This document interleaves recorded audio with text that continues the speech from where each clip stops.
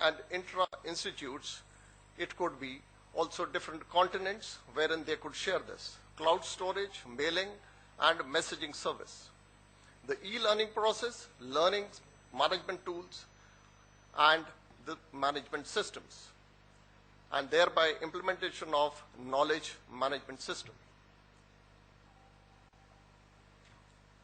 That brings me to the recommendations towards putting in place a system of a mechanism for effective technology development, adoption, and adaptation.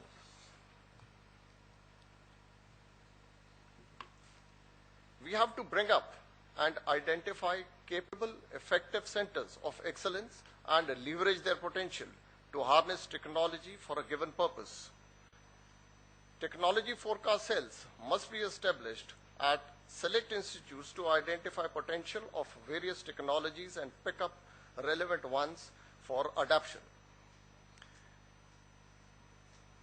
Center of Excellence interact with corresponding technology forecast cells through knowledge network and identify projects requiring research and further development.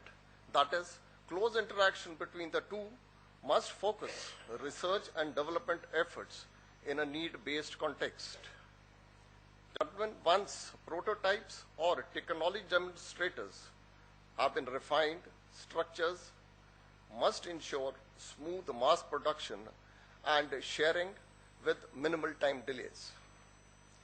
Finally, a flat, small, flexible organization it is which would pay dividends.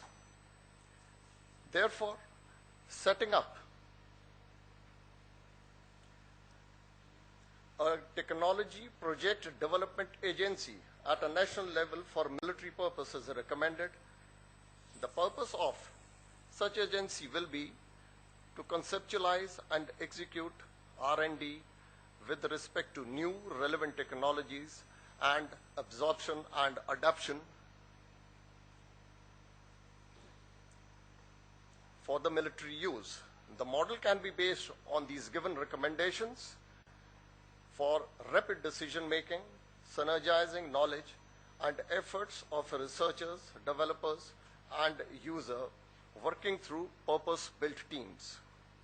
It will also leverage technical contracting and administrative service from other agencies and branches, which provides the agency flexibility to get into and out of an area without the burden of sustaining staff while building cooperative alliance with its user. Such agency peruses breakthrough opportunities and is very tolerant to technical failures if the payoffs from success will be great enough.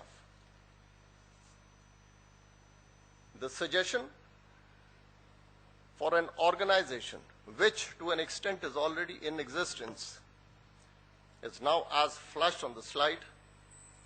I request the audience to just go through the slide. It is definitely not all-encompassing and is extremely flexible. And since it is already in existence, it can be modified, changed to meet our distinct needs.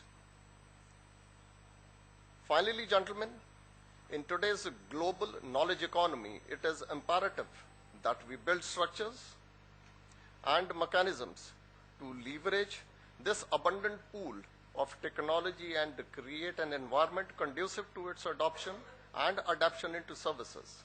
Our efficacy as an organization depends critically on development, operations, and use of technologies at increasing levels of complexity, quality, and productivity, as well as the generation of a continuous stream of improvements and innovations. Thank you.